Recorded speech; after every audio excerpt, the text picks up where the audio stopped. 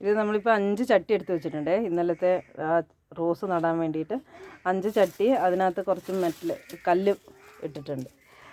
അത് കഴിഞ്ഞ് ഇനി ഇതിലേക്ക് ഇടുന്നത് നമ്മളിങ്ങനെ കണിക്കൊന്നുണ്ട് ഇവിടെ. അപ്പോൾ അതിൻ്റെ ഇലകൾ വീണ് കിടക്കും. അപ്പോൾ രാവിലെ അടിക്കുമ്പോൾ ആ ഇലയെല്ലാം എടുത്ത് കൂട്ടി വയ്ക്കും. അങ്ങനെ അതെടുത്ത് വെച്ച് ആ കരിയില പൊടിച്ചതാണ്, അത് ആദ്യം ഇട്ട് കൊടുത്തു.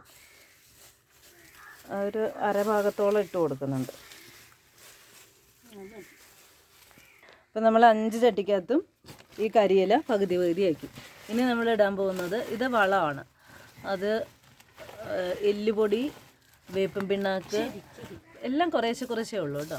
കുറച്ച് എല്ലുപൊടി, കുറച്ച് വേപ്പിൻ പിണ്ണാക്ക്, കുറച്ച് ചാണകപ്പൊടി, പിന്നെ മുട്ടത്തോടും പഴത്തിൻ്റെ തോലും സവാളത്തോലും എല്ലാം കൂടെ ഉണക്കി പൊടിച്ചത്, അങ്ങനെ അതെല്ലാം കൂടിയാണ് ഈ പാത്രത്തിലിരിക്കുന്നത്.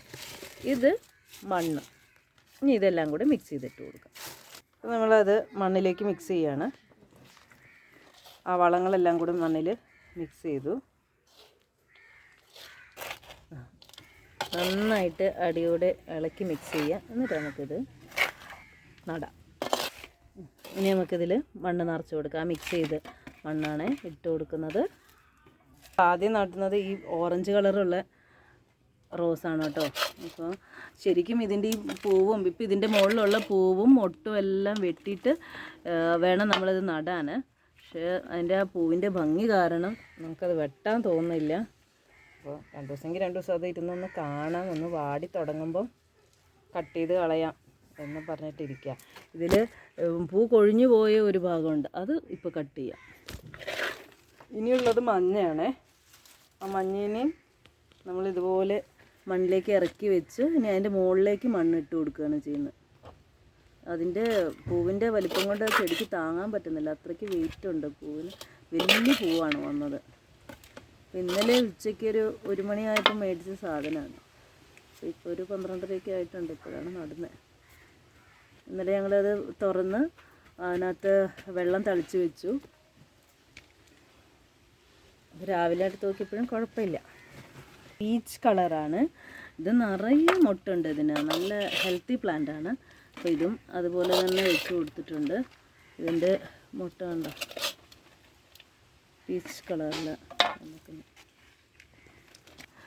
പകുതിയോളം നമ്മൾ ഇതിനകത്ത് കരിയിലയും പിന്നെ വളം ചേർത്ത മണ്ണും ഇട്ടു.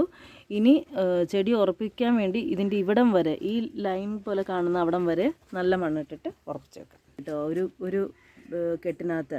അപ്പോൾ ഒന്ന് മഞ്ഞയാണ്, ഇനി ഇതേതാ കളറെന്ന് അറിയില്ല. 2 എണ്ണം ഉണ്ട്. നമ്മളിപ്പോൾ സെയിം പോട്ടിംഗ് മിശ്രിതം തന്നെയാണ് എല്ലാത്തിനും കൊടുക്കുന്നത്. ഇതും മഞ്ഞ ചെറുപറയാണ്. ഇതിലെല്ലാം ആ സെയിം മണ്ണ് തന്നെയാണ് ഇട്ട് കൊടുക്കുന്നത്. ഇനി വളം ചേർക്കാത്ത മണ്ണ് ഒന്ന് ഉറപ്പിക്കാൻ വേണ്ടിയിട്ട് ഇട്ട് കൊടുക്കാം. അത് വെറും മണ്ണാണ് ഇട്ട് കൊടുക്കുന്നത് കേട്ടോ. അതൊന്ന് ഉറച്ച് നിൽക്കാൻ വേണ്ടിയിട്ട്, ചെടി ഒന്ന് ഉറപ്പിക്കാൻ വേണ്ടി വളം ഇട്ട മണ്ണിൻ്റെ മുകളിൽ സാധാരണ മണ്ണ്, ചുമന്ന മണ്ണ് ഇട്ട് അതൊന്ന് ഉറപ്പിച്ച് നിർത്തുകയാണ്. നല്ലോണം അമർത്തി ഉറപ്പിക്കണം. താഴെ ഭാഗം നമ്മൾ നല്ലോണം കരിയിലയും മറ്റും ഇട്ടതുകൊണ്ട് വേരിന് വേറെ പ്രശ്നങ്ങളൊന്നും വരില്ല.